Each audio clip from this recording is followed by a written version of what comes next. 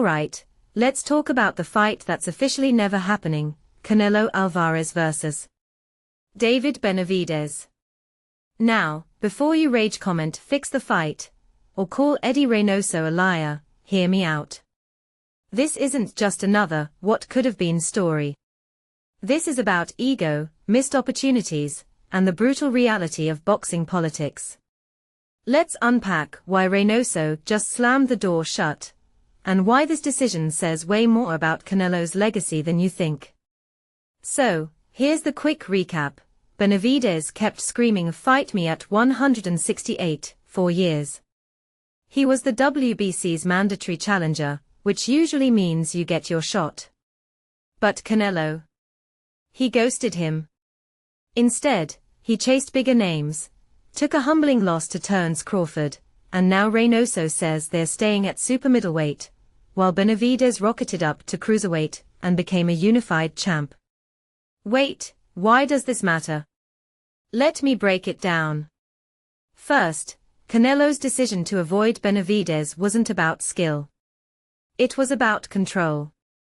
See, Benavidez is a wild card. He's got power, he's got hunger, and he doesn't play the respect the king game. Canelo's team probably thought, why risk it when we can cherry-pick easier fights? But here's the twist, by dodging Benavidez, they created a monster. David moved up, found success, and now he's a headline act without ever needing that Canelo win. That's poetic, right? But let's get real. Reynoso's window closed line. That's not just about weight classes. It's about ego. Canelo can't fight someone who's outgrown him physically. Imagine stepping into the ring with a guy who's now a full 2 weight classes heavier. It'd look like a mismatch, a farce. And at this stage of Canelo's career, image is everything. He's not chasing legacy-defining fights, he's protecting his brand.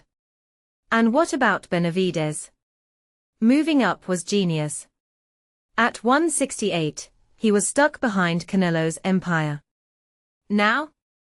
He's got belts, he's got relevance, and honestly, he doesn't need that fight anymore.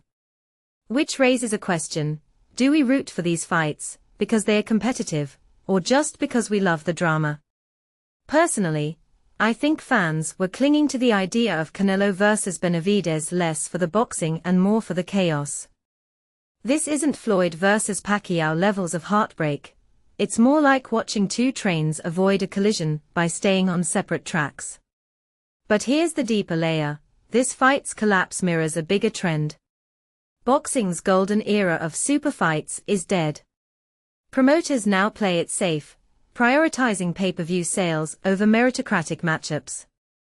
Canelo's camp didn't duck Benavidez because he's dangerous, they ducked because he's not a guaranteed cash cow. And Benavidez's move up. That's the system working as intended. If you're not handed opportunities, create your own lane. So what's next? Canelo tries to reclaim his belt from Christian Mbilli, who's basically the new mandatory challenger. Benavidez might chase cruiserweight glory. And fans? We'll keep pretending we're surprised when politics trump competition. But here's my final thought, maybe we're all better off. Canelo's legacy gets preserved, Benavidez builds his own empire, and we get to watch 2 very different paths unfold. Still, I'll always wonder, what if they'd made the fight when they were both at 168? Would Canelo have won? Or would this story have ended entirely differently? Let me know what you think in the comments. Did we dodge a bullet, or lose a classic?